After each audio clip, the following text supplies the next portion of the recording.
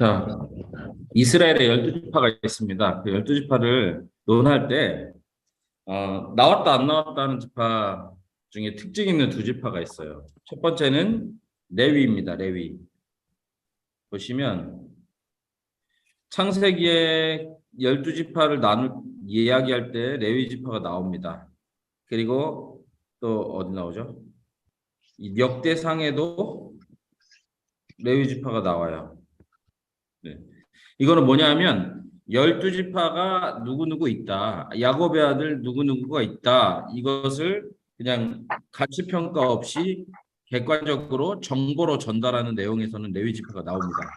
근데 군사 개수라던가 기업 분배라던가 또 이렇게 미래 땅 분배, 여기도 땅 분배죠. 땅 분배라던가 이렇게 무엇인가 이 실제적인 그 군사력이나 아니면 소유, 기업의 소유 이랬을 때는 레위가 안 나와요. 왜냐하면 레위 지파는 전쟁도 안 하고 또 노동도 안 하고 대신 기업과 재산도 없어요. 하는 일이 뭐냐면 주의 말씀을 이스라엘 지파 중에 구별해서 말씀을 지키고 유지하는 것. 예배를 돕고 섬기고 예배를 주관하는 제사를 주관하는 역할을 맡았기 때문에 레위 지파는 실제적인 이 뭐랄까 재산 증식을 위한 자원을 받지도 못했고 그 정복 전쟁에 나아가지도 않았습니다. 근데 이 정복 전쟁도 나가고 재산도 분배받은 지파 중에 요한계시록에 안 나오는 지파가 있어요. 뭐냐면 창세기에도 단이 나오고 민수기에도 단이 나옵니다. 이것을 그냥 객관적인 정보 전달이라고 했어요. 창세기 35장에는. 그리고 민수기에는 군사 개수할 때 정복 전쟁에 나갑니다. 또 기업 분배할 때도 단이 나와요. 기업 분배. 또한 땅 분배할 때 단이 나옵니다. 그런데 이 역대상의 족보와 계시록에 인침받은 사람을 말할 때는 단이 안 나와요. 단지파가. 그 이유는 무엇일까요? 단지파를 보면 사사기 1장 34절에 보면 정복전쟁 사명에 실패했습니다. 또한 사사기 1장 8절 사사기 잠깐만요. 18장에 보면 1장 8절에 뭐죠? 제가 볼게요.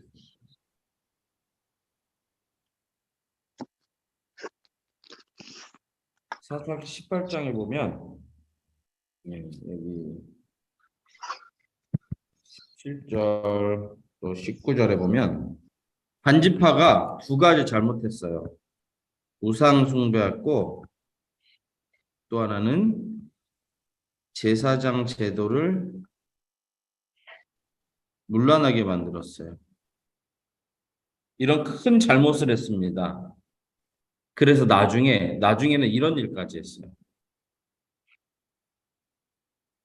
그래서 분열 왕국 때는 이 단과 베델에 금송아지를 놓게 되는 그런 일까지 벌어집니다. 이 단은 원래 라이스였는데 나중에 이 지명이 단지파의 지명으로 바뀌었죠. 그거 이해해 주시면 됩니다. 너무 좋네. 그래서 요한계시록은 어떤 거냐면 요한계시록은 7장은 하나님께서 기뻐하시고 믿음에 승리한 사람들을 기록한 거예요. 단지파는 정복 전쟁도 했고 땅도 분배받았지만 우상 숭배와 또 제사장들도 문란으로 하나님의 영광을 가렸기 때문에 요한계시록이 나오지 않습니다. 또 어디 안 나온다고 했죠, 제가? 역대기에도 안 나와요. 왜냐하면 열왕기와 역대기를 비교하면 열왕기서는 그래도 이 역사서를 기록하는 듯이 이렇게 팩트나 사실을 이렇게 기술하는 방식이고 역대기서 기술은 그 역사의 하나님의 관점, 하나님의 해석을 녹여내서 쓴 거예요. 그렇기 때문에 열왕기서에서 다윗의 범죄가 낱낱이 드러나고 역대기서에서는 잘 안 드러나듯이 단지파가 역대기에서는 하나님의 해석이 들어갔기 때문에 이 단지파는 경건한 백성의 반열에서 이렇게 언급하기가 적합하지 않아서 나오지 않은 것입니다. 요한계시록은 불문하고요. 요한계시록은 더 그렇고요. 요한계시록은 신앙의 온전한 승리를 이룬 그 성도들을 말하고 있기 때문에 단지파는 거기에 포함되지 않습니다. 대신 레위가 대신 들어왔어요. 레위. 요한계시록에 레위가 들어왔습니다. 교재를 보겠습니다. 교재가 잠시만요. 오늘 교재를 보도록 하겠습니다.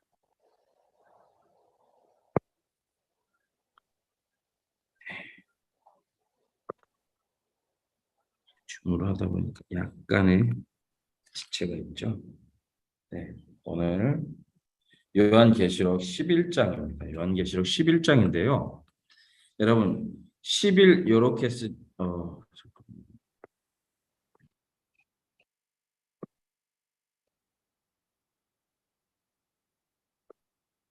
11 이렇게 쓰잖아요. 이걸 조금 각도를 기울이면 이렇게 됩니다. 사람 인자랑 비슷하죠? 그래서 11장 했을 때는 두 증인을 기억해 주십시오. 그리고 이 두 증인의 예언과 순교와 부활과 승천을 기억해 주시고 그 전에 이제 성전 측량이 나와요. 11 이게 자도 비슷하게 생겼죠. 사람. 그래서 성전 측량 두 증인 11장은 이 내용이다. 이것을 기억해 주시기 바랍니다. 무엇과 무엇이라고요? 첫 번째 성전 측량, 두 번째 두 증인. 11이 자랑 비슷하게 생겼고 사람 인자로 만들 수 있다. 기억하시기 바랍니다. 측량할 때 에스겔 40장 이미지도 측량을 하는 것입니다. 그리고 오늘 본문 요한계시록 11장도 측량을 하죠. 11장 1절에 뭐라고 말하고 있습니까? 요한계시록 11장 1절. 누가 대표로 읽어주실 수 있을까요? 네, 안 계시면 제가 읽겠습니다. 또 내게 지팡이 같은 갈대를 주며 말하기를 일어나서 하나님의 성전과 제단과 그 안에서 경배하는 자들을 측량하되. 네, 갈대 칼라모스라고 하거든요. 칼라모스. 이것은 갈대를 말하기도 하고 붓을 말하기도 하고 측량자를 일컫기도 해요. 그 측량하는데 무엇을 측량합니까? 네, 하나님의 성전을 경배하는 자들을 측량해요. 경배하는 자들. 네, 경배하는 자들은 측량하고 그렇지 않은 사람들은 측량하지 않는다. 성전의 구조를 아시나요? 성전의 구조? 네. 성전은 이렇게 돼 있죠.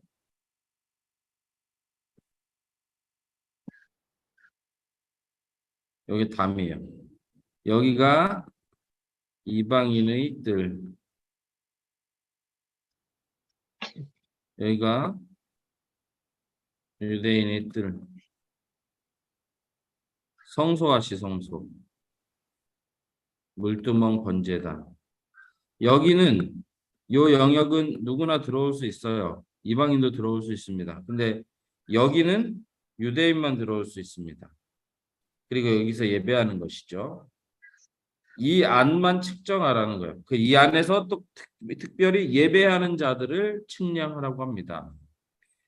우리 교회도 마찬가지입니다. 교회는 외형적으로 성도들의 모임입니다. 그 교회 안에는 정말 진정으로 예수 그리스도를 유일한 중보자로 인정하고 예수를 믿는 분들도 계세요. 그러나 그렇지 않은 분들도 섞여 있습니다.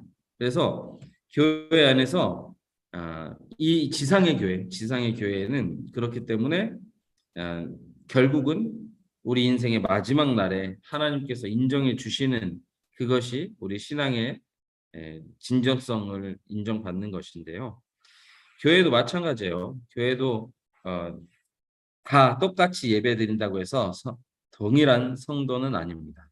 하나님이 인정하시는 성도가 있고 성도라고 일컬음받지 못하는 분들도 계셔요.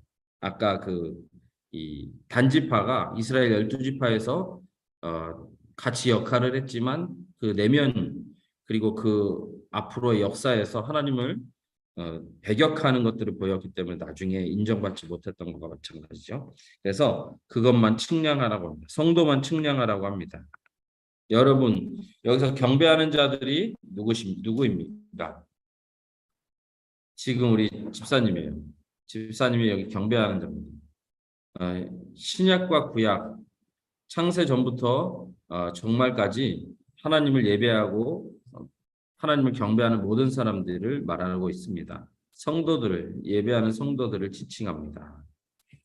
그리고 7장의 표현에 의하면 14만 4천 12 곱하기 12 곱하기 1000 12는 구약의 모든 성도들 12는 신약의 모든 성도들 1000은 충만한 수 가득한 수 그러니까 이 세상의 모든 역사상 존재했던 성도 다를 말하는 것이에요. 성전 안에서 이 경배하는 자들 측량한다는 것은 마당은 측량하지 않는다. 네, 그리고 이방인이 성전을 42개월간 짓밟을 것이다. 30일을 1개월로 하면 42개월이면 3.5년이죠. 3년 6개월. 그리고 1260일이 돼요. 이게 요한계시록에서 반복적으로 나와요. 네. 근거는 여기 있습니다. 창세기 7장에 5개월을 150일로 계산하니까 한 달은 30일, 1260일, 42개월, 3년 반. 이것도 같은 표현이에요. 세대 반까지는 안 했지만 같은 표현이에요. 3.5년 이게 지금 물리적인 시간이라기보다는 어느 텀을 말해요. 텀. 비그리스도인에 의해서 교회가 짓밟히는 시기가 있다는 것입니다. 교회가 모욕당하고 교회가 힘을 잃고 교회가 또 핍박당하는 시기가 역사상에서 있긴 있다는 것입니다. 이미 있었고 지금도 있지만 앞으로 또 더 심한 교회에 대한 그런 공격이 있을 것이라는 것입니다. 그리고 그때 어떻게 42달 동안 짓밟으리라 하면서 3절에 뭐라고 말하고 있습니까? 요한계시록 11장 3절 우리 누가 한번 읽어주실래요? 김영아 집사님 읽으실 수 있어요? 네, 네, 읽어주세요. 11장 3절이요? 계시록 11장 3절. 네, 내가 나의 두 증인에게 권세를 주리니 그들이 굵은 베옷을 입고 1260일을 예언하리라. 네, 아멘. 네, 두 증인이라고 말하고 있습니다. 두 증인에게 권세를 준다고. 이 권세는 이제 한글에는 나와 있는데 헬라어에는 없더라고요. 두 증인에게 이렇게 준다. 하나님이 예언하는 것을 준다는 뜻이에요. 두 증인은 결론적으로 말하면 교회예요, 교회. 근데 증인할 때 이 용어가 그냥 법정에서 증거하는 사람, 증명하는 사람 이 용어를 넘어섭니다.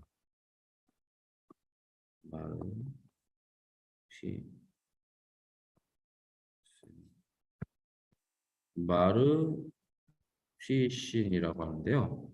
여기서 나온 영어 단어가 있어요. 그게 뭐냐면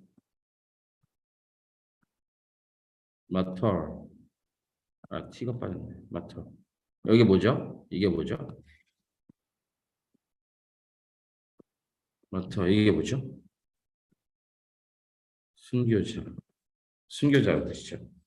이 두 증인은 단순히 말로만 증명하는 것이 아니고 삶으로 목숨 걸고 그리스도가 유일한 중보자고 하나님의 영광을 위해서 사는 그 사람을 말해요. 네. 그 두 증인이 1260일 동안 예언한다. 1260일은 한 달을 30일로 계산했을 때 몇 개월입니까? 42개월. 이것은 3.5년으로 되는 것이죠. 이것은 교회가 핍박받는 시기인 동시에 교회가 핍박을 받으면서도 동시에 핍박받는 교회임과 동시에 복음 증거하는 교회입니다. 세상의 공격을 받는 교회임과 동시에 세상을 향해서 복음을 전파하는 또 하나님 나라를 확장해가는 세상과 전쟁하는 교회이기도 합니다. 두 가지 측면이 함께 있어요. 그리고 두 증인은 11장 4절에 보면 두 증인은 두 감람나무, 두 금촛대, 두 촛대.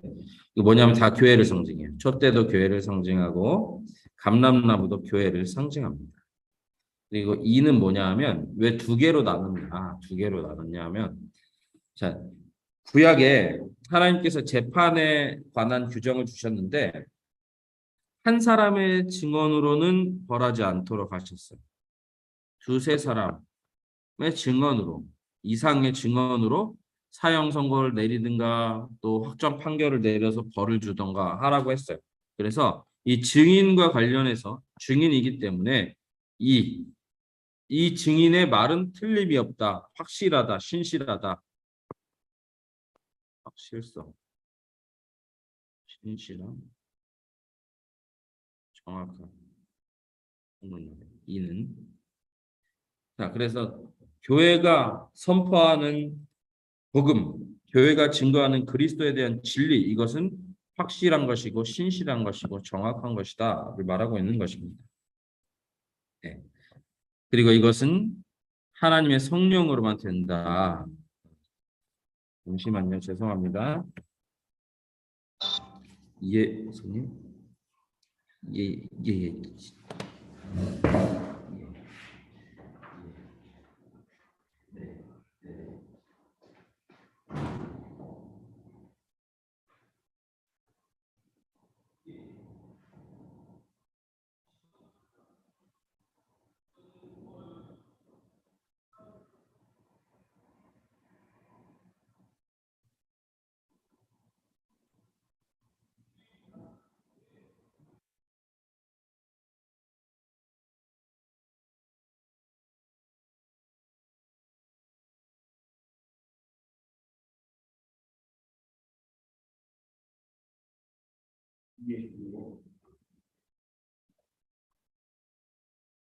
죄송합니다. 급한 전화. 죄송합니다. 네. 그래서 이 증언은 성령의 능력을 힘입고 되는 것이죠. 네.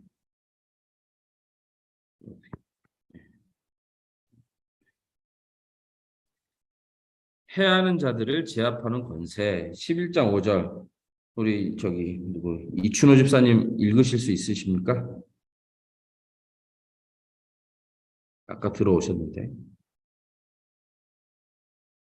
아니면 이선경 집사님 만일 누구든지 그들을 해하고자 하면 그들의 입에서 불이 나와서 그들의 원수를 삼켜버릴 것이요 누구든지 그들을 해하고자 하면 반드시 그와 같이 죽임을 당하리라. 아멘. 이거는 우리 집사님들에게 허락하신 권세예요. 우리 권사님에게 허락하신 권세입니다. 누구든지 교회를 해하고자 하면 그들의 교회의 입에서 불이 나와서 교회의 원수를 삼켜버릴 것이요. 누구든지 교회들을 해하고자 하면 반드시 그와 같이 죽임을 당하리라 라고 말하고 있는 것입니다. 엘리야의 기적, 하늘에서 불이 내려서 그 대적 이방 민족들이 타 죽었던 것, 이방이 아니죠. 그 아칸 왕과 그 부하들, 아칸 왕의 부하들이 타 죽었던 것, 그리고 불심판, 모세 때는 이제 대적하는 사람들 불심판 받은 것이죠. 그 불심판 앞에서 살아갈 사람이 없어요. 그만큼 우리 성도의 공동체인 교회를 핍박하고 능욕하고 모욕하는 그 세력들을 하나님께서 가만두시지 않겠다는 내용입니다. 그것이 5절에 있습니다. 두 증인은 참 권세 있고 좋겠다 이렇게 생각하시면 안 되고 바로 여러분이 우리가 두 증인입니다. 그리고 권능을 가지고 땅을 친다. 이 11장 6절. 땅은 이런 의미가 있어요. 첫 번째는 삶의 터전. 하나님과 무관한 자들의 활동 영역이라는 의미가 다 있어요. 네. 이것을 또 성도들을 여기서 원하는 대로 여러 가지 양으로 땅을 치리라. 이 세상, 죄악에 물든 세상을 우리 성도들로 인해서 그들에게 변화를 일으켜 온다는 것이죠. 권능 6절에 보면 그 두 증인이 하는 일들이 더 구체적으로 나오는데요. 우리 이성경 집사님 읽으실 수 있을까요? 11장 6절. 그들이 권능을 가지고 하늘을 닫아 그 예언을 하는 날 동안비가 오지 못하게 하고 또 권능을 가지고 물을 피로 변하게 하고 아무 때든지 원하는 대로 여러 가지 재앙으로 땅을 치리로다. 아멘. 비가 오지 못하게 하는 것, 그것은 엘리야의 사역에서도 나타났습니다. 그리고 물을 피로 변하게 하는 것, 어디에서 나오죠? 출애굽기 7장 보면 10재앙 중에 첫 번째 재앙이죠. 첫 번째 재앙이 이 1부터 10을 다 이제 대표하는 거예요. 그래서 10재앙, 10재앙은 애굽의 우상을 하나하나 깨뜨리는 그 재앙이었어요. 그렇듯이 세상의 우상을, 세상의 공중권세 잡은 자들을, 그리고 세상에 그 하나님 아는 것을 대적하여 일어난 문화들을 성도들이 깨뜨리는 권세로 세상을 변화시킨다는 것을 말하고 있습니다. 아무 때에든지 원하는 때 언제든지 또 때려 눕힌다는 뜻이 있어요. 여기 땅.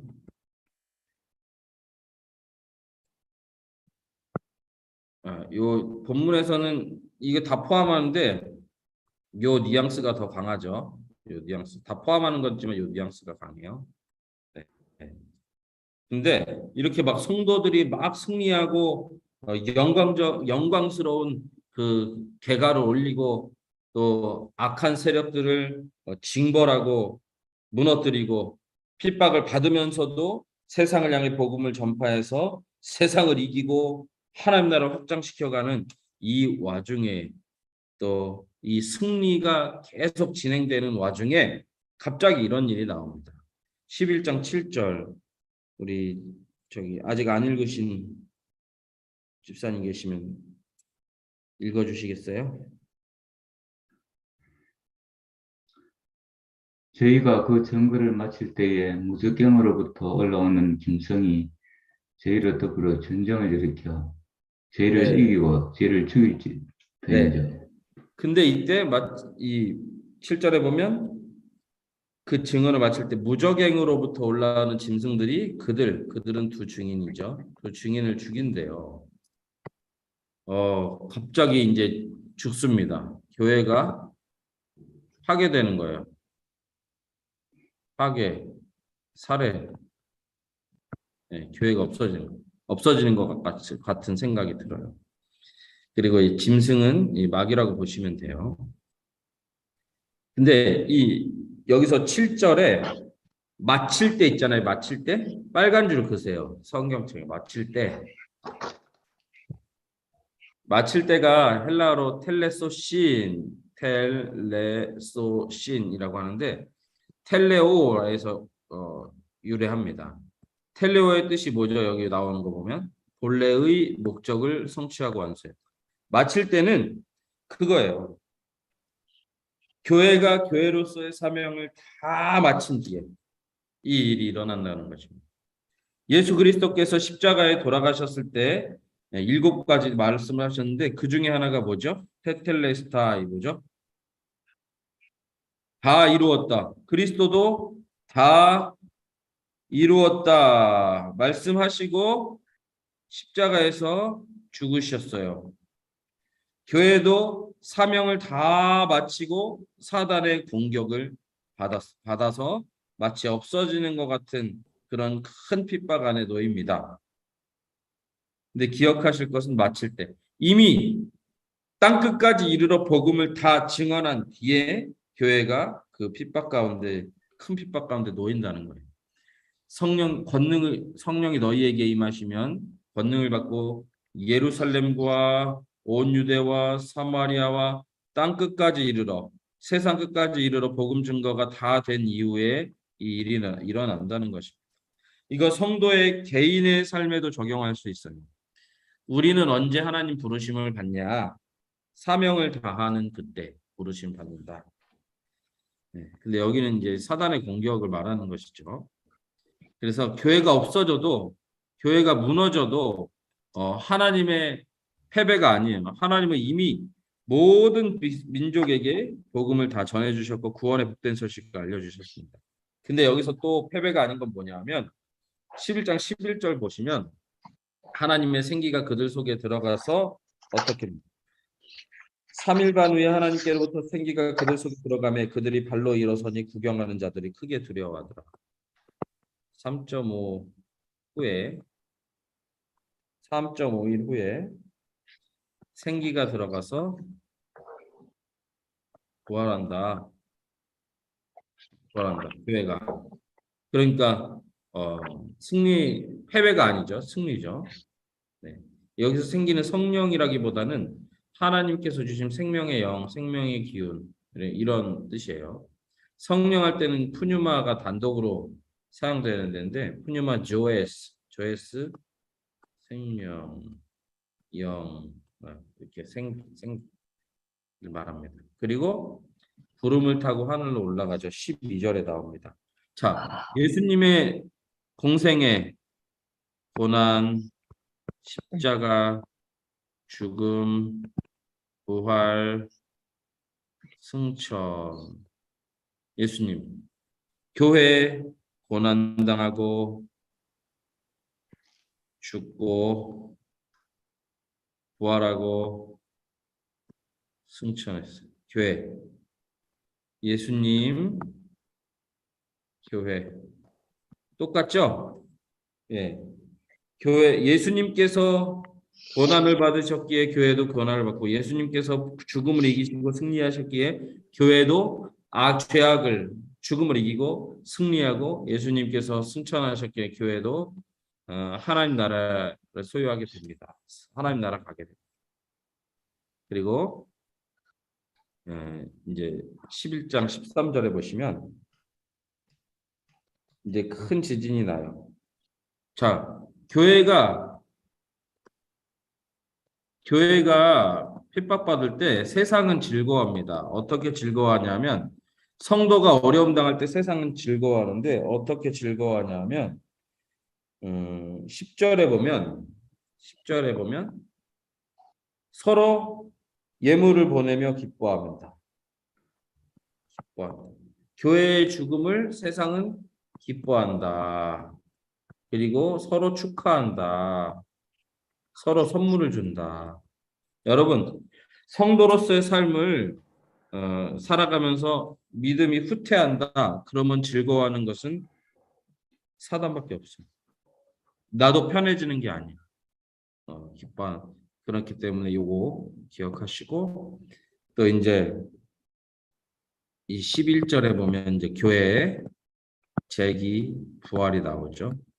그 이유는 어떻게 되냐면 이 큰 지진이 나서 성 10분의 1이 무너진다. 네. 그리고 지진에 죽은 자가 7천이다. 하나님의 이제 복수가 시작되는 거예요. 하나님의 복수라고 보시면 돼요.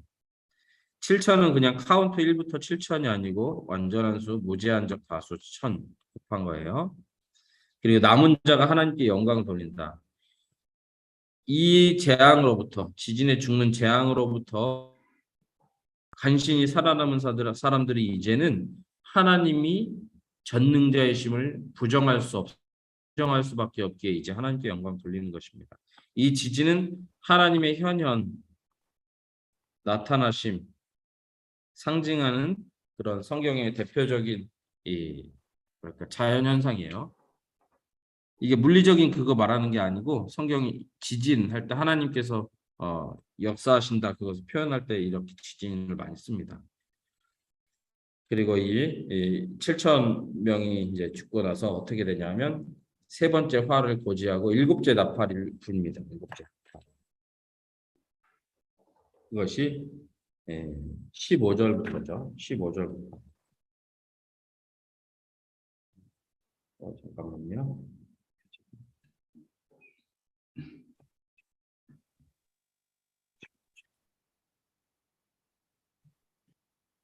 여러분, 일곱째 나팔 재앙이 몇 개라고 했습니까?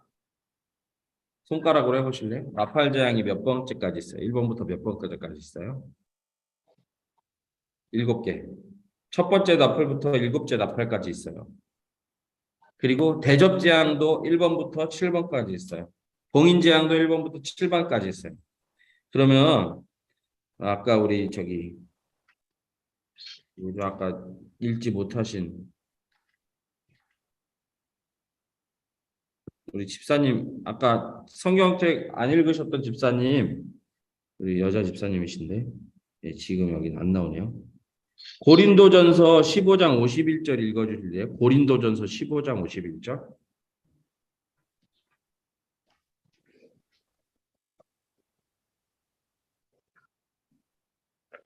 몇 장 몇 절이요? 고린도전서 15장? 네, 15장 51절. 51절. 1551. 보라, 내가 너희에게 비밀을 말하노니 너희가 다 잠잘 것이 아니요 마지막 나팔의 순식간에 홀연히 다 변화되리라. 아멘. 이거 이제 예수님 다시 오시는 날 우리가 신령한 몸으로 변화될 것을 말하는데 여기 고린도전서 15장 51절의 마지막 나팔 1551이라고 외우시면 돼요. 이 마지막 나팔과 일곱째 나팔은 관계가 있을까요? 없을까요? 관계가 있다는 무선 한번 들어보실래요? 관계가 없다. 네. 관계가 0%는 아니지만 거의 없어요. 자, 이 일곱째 나팔이 불 때 우리가 변화되는 게 아니에요. 이것은 하나님의 재앙과 진노와 심판이 진행되는 그 나팔이고 이 고린도전서 15장 51절에는 예수님 다시 오시는 것을 고지하는 나팔이에요. 그러니까 종류가 달라요. 그리고 그 알리는 내용이 달라요. 이거 막 헷갈려 하시면 안 돼. 그리고 혹시 이단 사이비가 이 나팔과 이 나팔을 연결해서 말하면 그 사람은 제대로 된 사람 아니다 이렇게 이해하시면 됩니다. 혹시 신천지가 꽈서 이렇게 막 유혹할까 봐 제가 말씀드렸어요. 일곱째 나팔이 있으니까 이제 그 내용이 이거예요. 세상 나라가 주와 그리스도의 나라가 될 것을 고지하고 그리스도가 세세토록 왕노릇할 것을 고지합니다. 네. 그리스도의 다스리심을 이제 알려주는 거예요. 그리고 예수님이 경배 받으십니다. 일곱째 나팔 경배 받으시고 오늘 본문에서 경배 받으시고 18절에 이런 내용이 나와요. 이 작은 자든지 큰 자든지 주의 이름을 경외하는 자들에게 상 주심. 네. 성도들에게 상 주시는 하나님. 교회를 재기시켜서 상 주시는 하나님. 교회를 왜 다시 세우시냐 하나님께서 상 주시려고. 여러분 한 분 한 분에게 합당한 상이 있습니다. 그 상을 바라보시고 기대하시면서 신앙생활 하시기를 바랍니다. 그리고 11장 19절이 제일 중요해요. 이 후반부에서는 11장 19절에 뭐냐면 하늘에 있는 성전이 열립니다. 그리고 거기서 언약궤가 보입니다. 성전만의 구조로 하면 여기 성소, 지성소, 여기 커튼이 있어요. 커튼. 이것을 휘장이라고 하죠. 여기 법궤가 있어요. 분향단이 있고 여기 떡이 여기 진설병이 있고 여기 금초대가 있고 금초대가 있습니다. 이게 법궤예요. 야, 이게 보였다는 것은 뭘 말하죠? 성전 문만 열린 게 아니고 이것까지 다 성전 문만 열린 것으로 끝나는 것이 아니고 이 휘장까지 다 없어졌다는 거예요. 이 법궤는 하나님 자신을 말합니다. 그래서 우리가 마지막 순간에 하나님과 대면하는 관계. 그렇다고 하나님을 직접 보는 건 아니고요. 이런 비슷한 사건이 언제 있었습니까? 예수님께서 십자가에서 죽으실 때 휘장이 위에서부터 아래로 찢어졌어요. 휘장은 이런 커튼을 말해요. 커튼. 위에서부터 아래로 쫙 찢어집니다. 그래서 이 지성소가 보이고 법궤가 보이게 되는 것이죠. 그 이미지가 여기서도 나와요. 그러니까 하나님과 성도와 직접적인 교통과 교제를 하는 그 복이 우리에게 주어진다는 것입니다. 여러분에게 주어진다는 것입니다. 네. 그래서 11장은 이렇게 말했습니다. 네. 측량 11장 자 모양이죠. 측량 이것을 각도를 좀 변화시키면 증인 두 개잖아요. 두 증인. 네. 그 다음에 이제 마지막에 이 상과 상 이렇게 쓰죠. 그리고 이 법궤 언약궤라고 썼나 여기? 언약궤 이런 이미지를 11장에서 중요하게 생각하시면 됩니다. 성도만 셈에 센다. 성도만 세신다. 교회는 결국은 이긴다. 사명을 다 마치게 하신다. 그리고 교회를 재기시켜서 상 주신다. 하나님과 직접적인 교통 교제하게 하신다. 이것이 11장의 내용입니다. 그 다음에 12장 보실게요. 12장 오늘 조금 늦게 시작했으니까 3시까지 하겠습니다. 3시까지.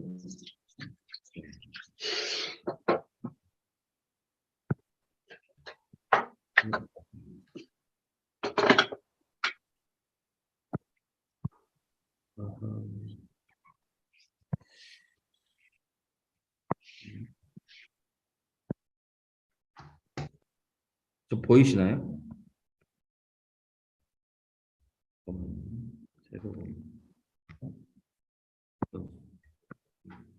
지금 잘 보이세요? 되고 있는 건가? 네, 잘 보입니다. 교재도 보이세요? 교재? 12장 주해. 네. 아, 보이세요? 아유, 감사합니다. 네. 말씀해 주셔서 감사해요. 네, 12장 주해. 네, 12장 보시면 여기서 12장 한 여자 그리고 뒤에 또 다른 이적이 나오는데 한 큰 붉은 용 이렇게 12장에 등장하는 그 대상만 잘 생각해도 12장 내용이 잘 이해돼요. 한 여자 한 큰 붉은 용 여자의 아들 그 다음에 하늘에 있는 전쟁 용과 여자 땅에 있는 전쟁 한 여자 한 큰 붉은 용 여자의 아들 그리고 하늘 전쟁 땅에서 있는 전쟁. 이게 12장의 내용이에요. 네. 보시면 한 여자는 누구를 말할까요? 결론적으로 교회를 말합니다. 교회를 말해요. 여러분, 교회라고 말할 때는 구약과 신약에 존재한 모든 성도를 말해요. 여기에는 지금 이 지상의 교회도 있고 예수 믿다가 육신적인 수명이 다하면 천국 가죠. 천상의 교회가 다 포함되는 거예요. 구약과 신약의 모든 성도, 지상의 교회, 천상의 교회 모든 것이 여기서 교회인 것입니다. 네, 이 교회의 모습을, 이 여자의 모습을 이렇게 말해요. 해를 옷 입었어. 태양을 옷 입고 발 아래 달이 있고 머리에는 12별의 관을 썼다라고 말합니다. 해를 옷 입었다는 것은 하나님의 속성과 권세를 가지고 있다는 겁니다. 여기서도 시편에서도 빛을 옷 입음 같이 입으시는 하나님. 이건 아니죠. 이거는 바벨론이죠. 빛을 옷 입으시는 하나님. 이건 바벨론이에요. 계시록 17장. 그래서 하나님의 권세를, 속성을 교회는 가지고 있다. 사탄도 비슷하게 유사하게 그렇게 보이긴 한다는 뜻이에요. 광명의 천사, 거짓의 아비 있잖아요. 사탄은 발 아래 달이 있다. 지금은 태양력을 쓰지만 태음력에서는 시간의 기준이 뭐예요? 달이죠. 달을 발 아래 있다는 것은 시간을 소유하고 주관한다, 다스린다, 시간을 통치한다는 뜻이에요. 역사의 주관자라는 의미입니다. 달을 발 아래에 뒀다는 것은 머리에는 12별의 관을 썼다. 이 모든 성도를 다 품고 계시다. 이런 뜻입니다. 네. 그리고 여기 계시록 19장 7절에 이 여인을 이렇게 표현할 수 있어요. 어린 양의 혼인 기약이 이르렀고 그의 아내가 자신을 준비하였습니다. 어린 양 혼인 잔치에 자신을 준비한 아내인 교회, 아내인 우리 성도라고 볼 수 있습니다. 그리고 이 여자가 낳을 아기는 예수 그리스도. 이 여자를 성모 마리아로 이해하시면 절대 안 됩니다. 그럼 절대 안 돼요. 예수 그리스도를 낳았다고 해서 그 육신적인 낳음이 아니에요. 그래서는 해산의 고통을 거쳐서 이 아들을 낳는데 예수 그리스도는 구약 교회가 해산한 것 같은 고통으로 간절히 고대했던 바로 그 메시아, 간절히 교대했던 메시아임을 나타내려고 이런 표현을 쓴 것입니다. 또 다른 이적을 보이는데 큰 붉은 용이 나옵니다. 이 붉다는 것은 피로스라고 해서 이 살인, 학살, 살기 등 호전성을 자극하는 색깔, 용의 호전성을 드러낸다. 네. 이 피로스랑 비슷한 단어 중에 이제 막 그런 영어 중에 그런 용어 있는데요. 피로스랑 지금 생각이 안 나네. 네. 용어 있어요. 네. 분노 막 이런 거. 네. 이 용은 어떻게 되냐? 지금 12장 보고 있습니다.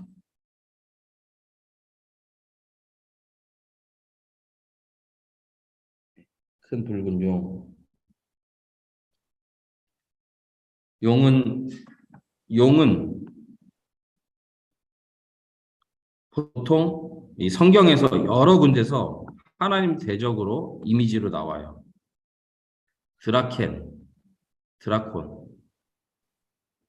드라콘으로 나오고.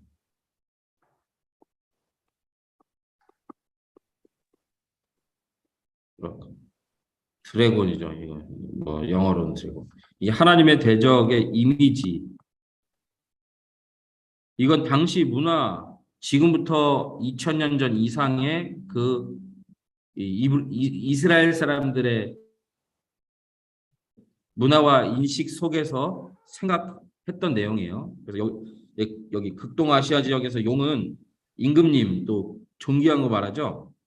예. 그래서 이미지가 달라요. 이미지가 다른 것이지 뭐 용 꿈꿨다고 사탕 꿈꾼 거 아니에요. 예. 그래서 그걸 말하시고 그 용들은 죽게 됩니다. 하나님께서 그 성경 계속 나와요. 용들 머리를 깨뜨리셨으며 용을 죽이시리라. 이것도 다 마찬가지예요.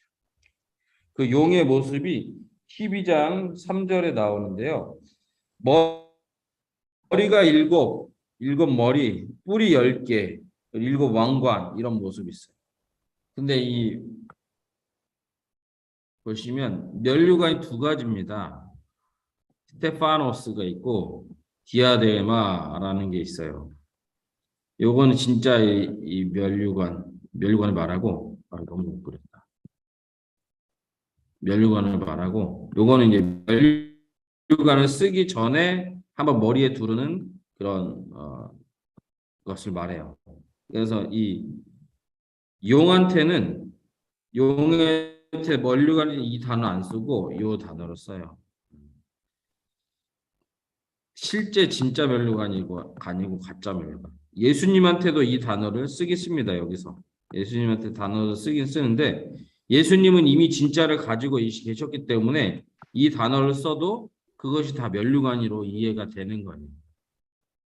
그러니까 예수 그리스도의 형상에 대한 거짓 모방. 면류관 아닌데 그것을 면류관처럼 쓰고 있으니까. 꼬리로 별 3분의 1을 던진다고 말합니다. 그것은 4절에 나오죠. 이 사탄은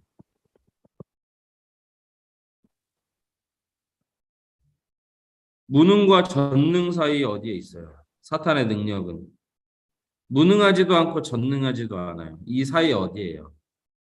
인간도 마찬가지죠. 무능과 전능 사이 어디에 있어요? 성도의 능력이 아마 사탄이 이 정도라면 성도의 능력은 최소한 이 정도는 될 거예요. 대신 경건의 능력이 있는 성도, 경건의 모양만 있는 성도는 이 정도 될 수도 있어요.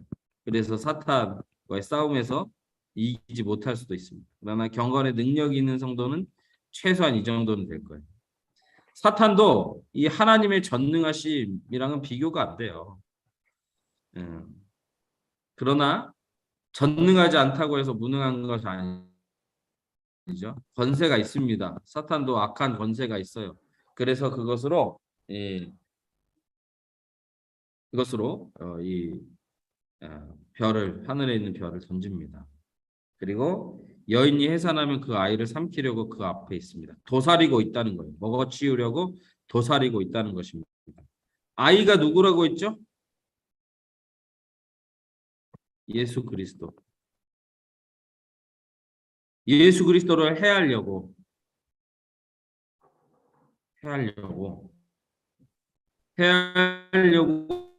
계속해서 호시탐탐 기회를 노리고 있는 것이 사단이에요. 지금도 그리스도의 공동체를 해치려고 호시탐탐 기회를 노리고 있는 것이 사탄입니다. 역사상에서도 바로가 영아살해 명령을 내렸잖아요. 모세 때. 그리고 헤롯도 영아살해 명령 내립니다. 메시아의 별이 나타났기 때문에 동방박사들이 알려져서 그렇게 하나님의 구속사를 계속해서 회방하고 파괴하려고 하는 그 사탄은 지금도 호시탐탐 노리고 있습니다. 그 사탄은 무능도 아니고 전능도 아니고 어디엔가 있는데 우리 성도가 이 하나님의 전능하심을 힘입어 이 사탄을 이기는 것이죠. 완전 무력화시키는 것입니다. 오늘 여기까지 하겠습니다. 다음 주에는 이 12강 여기부터 13강까지 하겠습니다. 기도하고 마치겠습니다. 그리고 제가 한 가지 말씀드릴게요. 다음 주부터는 제가 단톡방을 만들게요. 단톡방을 만들어서 거기에 교재도 올리고 링크도 거기 한꺼번에 올리겠습니다. 지금 우리 수업을 11분이 들으시는데 11분에게 계속 교재 보내고 링크 보내면 약간 시간이 딜레이 되더라고요. 그러니까 단톡방 만들겠습니다. 질문하실 거나 또 말씀하실 거는 이메일, 카톡, 문자, 전화 어느 거로라도 괜찮으니까 주시고 또 저희가 이 다음 주부터는 이 수업 좀 짧게 해서 같이 질문하고 토론하는 시간도 갖겠습니다. 기도하겠습니다. 하나님 감사합니다. 우리를 향하신 하나님의 놀랍고 선하신 뜻을 감사합니다. 하나님께서 우리에게 베푸실 그 은혜를 저희들은 기대합니다. 아버지여, 교회가 이기게 하시는 그 하나님의 놀라운 역사와 또 온전하신 경륜을 우리가 찬미하고자 하오니 하나님이시여, 하나님의 뜻대로 우리 집사님들, 권사님의 삶을 인도하시고 사명을 다하는 날까지 주의 인도하심과 보호하심 가운데 권세 있게 살아내게 하시고 또 이번 한 주간도 주의 보호하심과 전능하신 은혜 안에 우리가 넉넉히 승리하고 다음 주에 다시 만날 수 있도록 인도하여 주옵소서. 한 주간 동안 하나님이 하신 일이 우리 안에 풍성하기를 원하며 회복과 치유와 형통과 화목의 역사를 우리에게 허락해 주시옵소서. 예수님의 이름으로 기도합니다. 아멘. 아멘. 감사합니다. 다음 주에 뵙겠습니다. 네, 감사합니다. 목사님 감사합니다. 다음 주 뵙겠습니다. 감사합니다.